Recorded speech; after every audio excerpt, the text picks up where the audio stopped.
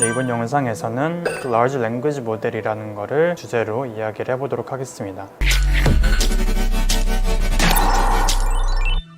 LLM 모델이라는 것이 Large Language 모델의 약자인데 대규모 언어를 다루는 모델입니다. 새로운 개념인가 라고 생각하실 수도 있어요. 크게 다를 건 없고 대규모 모델을 다루고 있다는 점에서 요즘 트렌디하게 만들고 있는 것 같습니다. Large Language 모델이 뭐니 하고 GPT한테 물어봤더니 방대한 양의 데이터로부터 인간의 언어와 유사한 그런 텍스트를 이해하고 그리고 만들어낸다 라고 돼 있고 밑에 줄에 NLP 태스크를 사용한다 라고 돼 있습니다. 결국에는 제가 이야기하고 있는 한국어부터 시작해가지고 영어 혹은 기계어도 하나의 언어라고 볼 수 있기 때문에 이러한 언어들을 처리하는 것이 랭귀지 모델이고 그 언어들을 처리할 때 방대한 양의 학습 데이터를 사용했다 혹은 꽤나 많은 양의 리소스를 사용한다 하면 large language 모델이 되는 겁니다. 번역이라든지 혹은 오타를 수정한다든지 물어보면 거기에 대한 답을 한다든지 혹은 요약을 할 수도 있고 그냥 일반적인 대화를 생성할 수도 있습니다. 그런 것들이 다 large language 모델의 태스크 중에서 이루어질 수 있는 것이고요.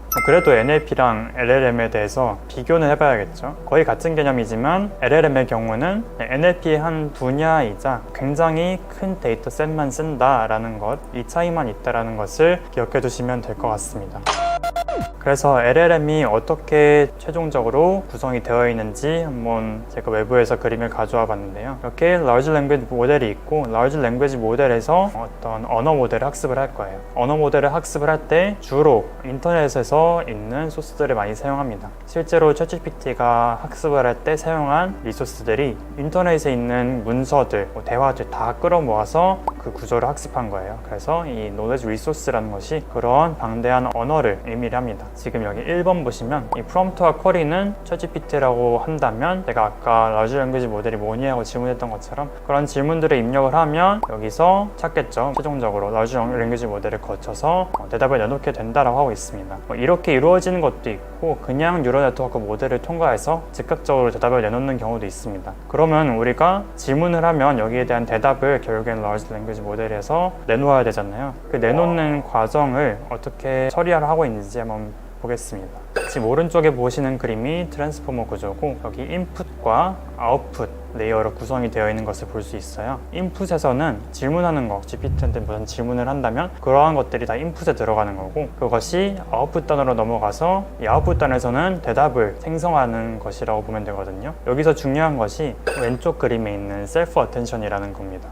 기본적인 딥러닝 모델, 예를 들어서 이미지를 분류한다든지 글씨가 어떤 글자인지를 분류한다든지 이런 분류 모델은 그 데이터 자체의 특징만 뽑아내면 됐었어요. 그런데 언어 같은 경우는 결국에는 시간에 따라서 계속해서 내가 어떠한 소리를 말을 하고 있는 거잖아요. 근데 그 말을 하고 있는 것이 인과관계가 있어요. 예를 들어서 한국어 같은 경우는 주어 다음에 목적어 다음 동사가 오고 영어 같은 경우는 주어 동사 목적어 이런 순으로 어순이라는 것이 있고 그리고 그 문장이 모여서 문 단을 형성할 때 문장과 문장 사이에도 어떠한 관계가 있어요. 그러한 관계들을 찾는 것이 셀프 어텐션이라는 구조에서 우리가 찾을 수 있거든요. 같은 문장, 한 문장 내에서 단어와 단어 사이의 연관관계를, 상관관계를 보는 겁니다. 그래서 지금 이 문장 사이에서 it이라는 것이 가리키는 것이 애니멀이거든요. 그래서 이 두 개의 연관성이 높다라고 하고 이 애니멀이라는 걸 분석을 할 때 자기 문장에 있는 다른 단어인 it에 조금 더 가중치를 두는 거예요. 이런 식으로 언어의 구조에 대한 이해, 어떻게 하면 조금 더 자연스럽게 말을 할 수 있는지를 컴퓨터가 학습을 하게 되는 것입니다. 데이터셋 같은 경우는 인터넷에서 있는 방대한 양의 텍스트 데이터를 모은다고 했잖아요. 논문 같은 전문적인 것부터 그냥 일반적인 인터넷 댓글처럼 조금 문법이 틀릴 수도 있는 혹은 어순이 안 맞을 수도 있는 그런 데이터까지 다 포함하는 겁니다. 결국에는 언어에 대한 구조를 배울 뿐만 아니라 널리 알려진 지식까지도 다 습득을 할 수 있는 거예요. 그리고 이 지식들을 습득을 할 때 월드 임베딩이라는 것을 이제 사용을 하게 되는데 월드 임베딩이라는 게 무엇이냐면 결국에는 이런 단어와 단어들이 컴퓨터가 이해하려면 숫자로 변환이 돼야 돼요. 숫자로 변환을 할 때 조금 더 연관성이 높은 단어들은